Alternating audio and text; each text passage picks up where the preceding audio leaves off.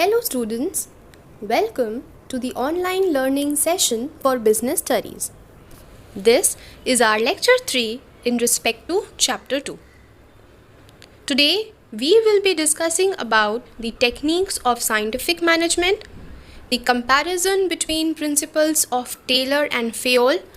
But before we get into the discussion, let's have a quick recap of the content that we discussed in lecture 2.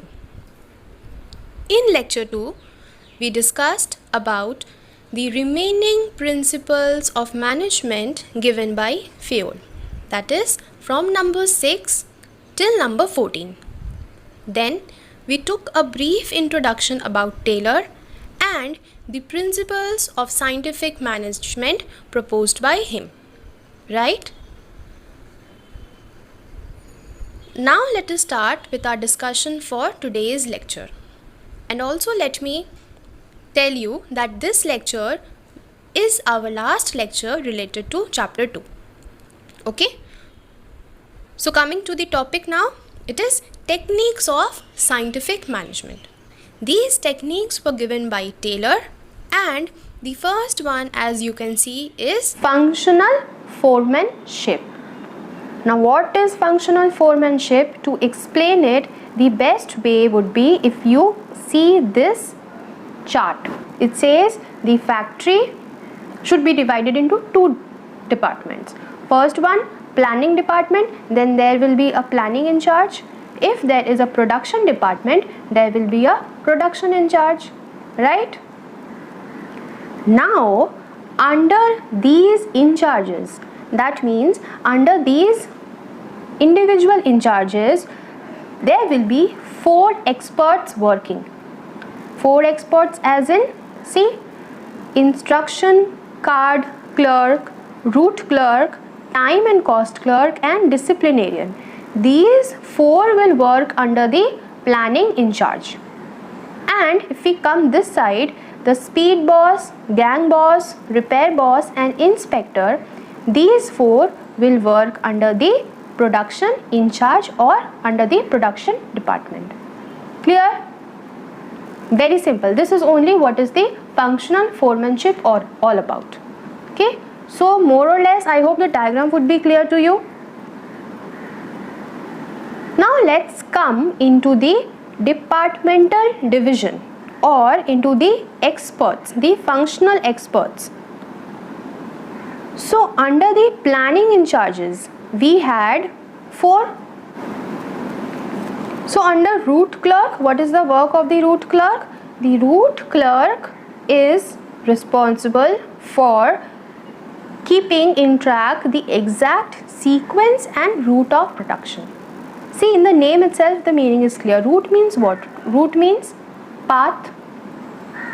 Okay, the path that we follow. So what would be the exact sequence of steps? What would be the exact route of production? That responsibility is given to the route clerk. Clear? First one. Okay. Next one is the instruction card clerk. Now what is the instruction card clerk? See, as the name says, instruction. That means he will pass on some information. So he passes on some information for the workers. Okay, whatever responsibility is given to each of the planning in charges, see, the name itself will make you understand half of the meaning. Instruction card clerk, he will give some general instructions to carry on the job, right? Next one, time and cost clerk. What is the work of the time and cost clerk? He will prepare the time and cost sheet. Time means he will fix up the time, that when should the work be started and when should the work be completed. Time point is clear. Now cost. Cost means he will prepare the cost analysis for each and every work, that how much cost will that particular work incur. Simple. This is the work of time and cost clerk. And last one says disciplinarian. Disciplinarian means he will definitely ensure discipline in the organization. He will see whether all the rules and regulations are followed or not. He will check that all the work are done or performed in the systematic manner or not, right? So these 4 in charges or these 4 experts, where do they work? They work under the planning in charge, right? And what was the next department? It was the production department.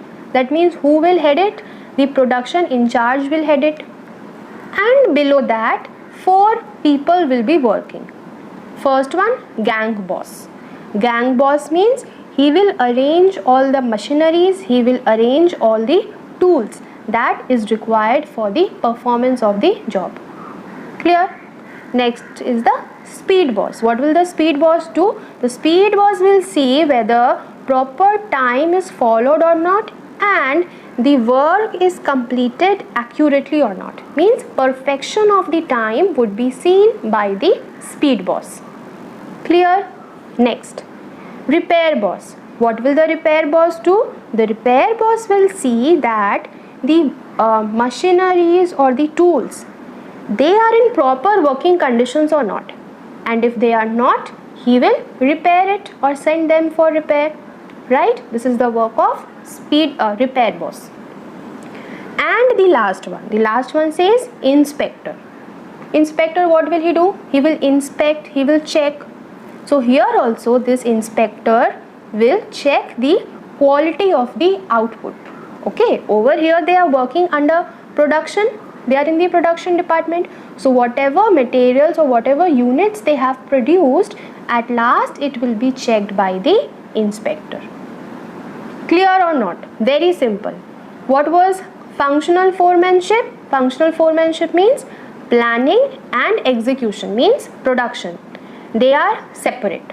Okay, 4 experts under planning, that means these 4 experts, and 4 experts under execution or production, these experts. And what are the work profiles of these experts? That we have already done.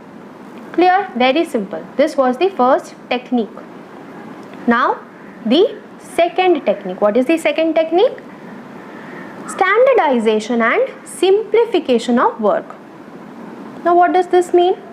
See, standardization means that the production or the output which is done, that has to be of a standard quality. Also, whatever tools we use, whatever raw materials we use, that should also be standardized. Now standardized means it's not that one raw material we use that is of a very high quality, the next time we use a raw material of a comparatively lower quality, then again we go high and then low. No. Whatever raw materials, whatever tools we use, that should also be standardized. That means they should be of the same quality. Plus the production that we have, that also should be of a good quality. Clear? Yes or no? Okay. And simplification of work. Simplification of work means an organization should not be such that it produces variety of things, unnecessary things. Okay, why is the technique such? Because if we produce unnecessarily so many things, then there will be a wastage of machinery, wastage of labor, wastage of money also. Okay, so we should target and we should simplify our goods to such an extent which is more demanded in the market, which is of use to the people. Suppose an ice cream manufacturing company manufactures ice cream of 50 flavors. But out of those 50 flavors, only 30 flavors are actually liked by the people. The remaining 20, they hardly have any consumers, any likers. So what should the company do?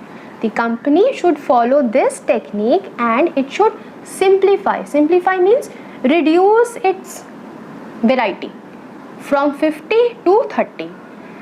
And it should produce those 30 in the same good way as it used to produce those 50. Isn't it? As a result, what will happen? he will be able to focus in a better way on those 30 items rather than focusing on the 20 extra which were actually useless. Okay, now we are to start with the third technique of scientific management, and as you all can see, it is work study. Now in work study, just understand, we need to estimate or we need to ensure that there is maximum production at the minimum cost. And to make sure that these things happen, there are some different studies or different factors that have to be kept under mind. The first one we can see is the fatigue study. Now what is fatigue? Fatigue means tiredness. Okay, whenever a worker or an employee, he works for a long period of time, he is bound to get tired. And then what will happen? He will seek for some rest, he will want to take some rest, isn't it? So in fatigue study, we have to determine three things. What we have to determine? We have to determine the time of the rest interval. That means we are taking rest for how much time? 10 minutes, 15 minutes or 20 minutes. Clear? The frequency of rest interval means at what interval do we need such rests. Means if we work for 5 hours, then we require a rest, or just after working 1 hour only we are feeling tired and we need to take rest. Clear? So frequency is the second thing we have to take into consideration, and the third thing is the number of rest intervals, that how much rest intervals am I taking. Clear? How much time am I taking rest for, at what intervals do I need to take rest, and how many such rests am I taking. Clear? Now why is this important? This is important because it will enable the worker to regain their lost stamina, thereby avoiding accidents, rejections and industrial sickness. So proper time, proper rest is given to every worker so that he becomes fresh and then rejoins the work. And how is this time of the rest is calculated? This time of rest is calculated not by the wish of the laborer, that if he wish I'll take a rest for 45 minutes. No. It is calculated by a scientific approach, by a scientific technique. Okay? Clear with the fatigue study? Just simple thing that we have to understand here is the three things: the time of rest, the frequency of rest and the number of rests interval that we are taking. And why this rest taking is important? Because we need to become fresh in order to join the work again, right? Second one is the method study. Now what do we have to understand in method study? In method study, we need to see or we need to find out the best method of performing a particular job. See, it's written here. We need to find out the best way of doing the job. Why? To maximize the efficiency in use of materials, machinery, manpower and capital. That means we need to find out the best way, we need to find out the most effective way of using these factors in order to maximize my efficiency. Clear? Simple. Next comes the motion study. What do we understand in the motion study? In motion study, we need to take care about the movements of the workers. Okay, while doing some work, the workers have to do some movements. Now, some of the movements can be classified as productive and some movements are unproductive. Productive movements as in, suppose he is going from his place to take his tool. Productive. But if he is going out to drink water or go to the washroom, then do you think that movement is productive for the organization? No, it is unproductive. So over here we have to classify the movements of the workers into two parts. First one, productive, next one, unproductive. and we need to find out ways how to reduce this unproductive or wasteful movements. Clear? Let's see what's written here. Motion study is the science of eliminating wastefulness. Wastefulness means the unproductive movements resulting from using unnecessary, ill-directed and inefficient motions by the workers and machines to identify the best method of work. Clear? Simple thing here. We need to look on to our unproductive movements and we need to reduce those or remove those, so that whatever movement I am doing, that is totally devoted to production, means that is carrying some importance. Unnecessarily getting movement, what will happen? It will make me tired, it will increase my fatigue. Okay, that will also reduce the efficiency of the worker. So to maintain the efficiency, so to maintain the energy level of the worker or the employee, it is very important to reduce the unnecessary movements and if possible cut down all that. Clear? Understood the motion study? Now the last study that comes, the time study. In time study, what we decide? We decide the standard time that is required by any worker to perform a specific job. Okay? See, time study determines the standard time taken to perform a well-defined job. The objectives of the time study is to determine the number of workers to be employed, frame suitable incentive schemes and determine labor cost. That means how much cost do I have to incur? What incentives will be given to my workers? How many workers are to be employed? And what should be the standard time for performance of any work? These all things we consider where? We consider in the time study. Okay? Now keeping these factors in mind, generally the targets for the workers are fixed, and the workers who are able to achieve their targets in their standard time, they are average workers.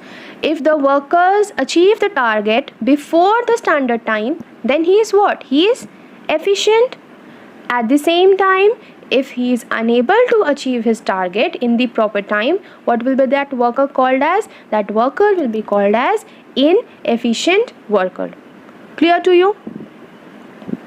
So these were the 4 factors constituting the work study. Okay? Coming down to point number 4. What is point number 4? Point number 4 is the differential piece wage system. In differential piece wage system, what we do? We have different wages for different employees. Okay, see, the name is itself differential piece wage system. That means different wages are to be allotted over here. Now how do we divide the piece rate? Understand. First, we need to understand that who are my efficient employees and who are my inefficient employees. Okay, we need to figure it out. How? Just now we have learned by looking onto the time. If they are able to complete the target before the standard time, efficient. If they are unable to finish the target before the standard time, inefficient. Clear? Now after identifying them as efficient and inefficient, we will give some extra wages, some extra money. To whom? To the efficient employees. Why? To motivate them. Okay? Now if I give the extra wages to the efficient employees, the inefficient one will think, or they will also want to come in the category of efficient employees. They will also want some extra money, isn't it? So when the payment is given according to the number of units produced, that is actually called as the differential piece wage system. Clear? See what's written here. An example is given. First let's come to the example. Standard task is 10 units. Rate is how much? 50 per unit for producing 10 units or more. That means if you produce more than the standard, that means if you produce more than 10 units, you will get 50 rupees per unit. And if you produce less than 10 units, that is less than the standard, you will get 40 rupees per unit. Clear? So worker A produces 11 units. How much is he getting? He is getting 11 into 50, that is rupees 550. Worker B produces 9 units. Then how much will he get? He will get 9 into 40, that is 360. Now this difference, this one, if we subtract this, 550 minus 360 is how much? 190. So this 190 will actually motivate worker B to perform better. Is it clear? Very simple. On the basis of your production, on the basis of your units, you are allotted wages. That is differential piece wage system. Okay? And the last technique, that is mental revolution. What is mental revolution? Mental revolution means over here we try to change the attitude of the workers and the attitude of the management towards each other. Okay? Generally what happens, the manager or the management has a negative attitude towards the worker, and the workers also have a negative attitude towards the management. So in the technique of mental revolution, what Taylor said that we need to change this negative attitude of both the groups. Okay, and we need to develop positive thinking and feeling of cooperation for each other. That is called as mental revolution. See, the management should create pleasant working conditions and the workers should work with devotion and loyalty.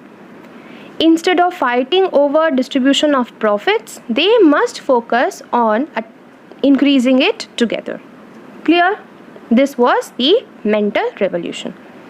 Now we have completed all the 5 techniques of scientific management, isn't it? Now coming down to another important topic which is there in your syllabus, that is comparison between Taylor and Fayol. Okay?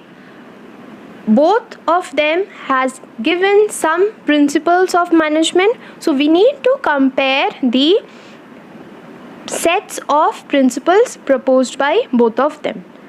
So if we see about Henry Fayol, okay, Henry Fayol is generally started his studies and approach from the highest level or the top level management. Okay, but Taylor on the other hand, he started his studies and approach from the lowest level, that is the operating level. Clear? Unity of command. Unity of command, Taylor, first come to Taylor, did not feel that it is important as under the functional foremanship, a worker received orders from 8 specialists. So you remember under Taylor what we discussed? We discussed that a factory is divided into 2 parts. 4 experts will be there under the both groups, and the workers will receive orders from those 4. But what did Fayol said? Fayol said that one worker should receive orders from one superior only, isn't it? So here's a difference between their approaches. Applicability, if we talk about the applicability, Fayol is its applicability is universal, but if we talk about Taylor is applicable only to the specialized students. Why? Because his principles are called as the scientific management principles, isn't it? It has more of a scientific approach. Okay? Point number 4, the basis of formation. Under Fayol, what did we see? We see that he formed it by a personal experience. But what did Taylor do? Taylor formed his principles through proper observations and experimentation. Focus.